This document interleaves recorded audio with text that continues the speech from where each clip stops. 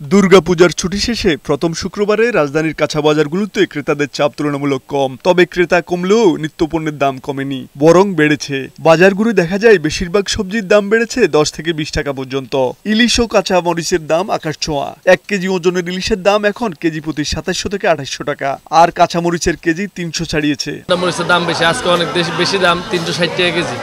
2000 টাকা করে এক একটা ইলিশ, এটাকে খাওয়ার উপযোগী। 2800-3000 টাকা বিক্রি হচ্ছে কেজি।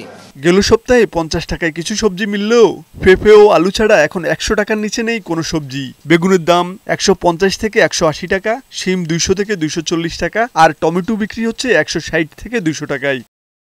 কাঁচা বাজারে বাড়তি দামে হিসাব মিলছে না নিম্ন ও মধ্যম আয়ের মানুষের। হতাশার কথা জানিয়েছে তারা। যারা ফিক্সড ইনকামের লোক তাদের জন্য তো এটা অসুবিধাই। বিক্রেতারা বলছেন বৃষ্টির কারণে কিছু সবজির দাম বেড়েছে। বৃষ্টির কারণে মাল কম আসছে, বেচতেছে 100 টাকা 80 টাকা। এদিকে ব্রয়লার মুরগির দাম সামান্য বাড়লেও চাল ও ডিমের মূল্য আগের দামে স্থিতিশীল রয়েছে। বাজার তদারকির মাধ্যমে পণ্যের দাম নিয়ন্ত্রণে সরকারের তদারকি বাড়ানোর তাগিদ দিয়েছেন ক্রেতারা।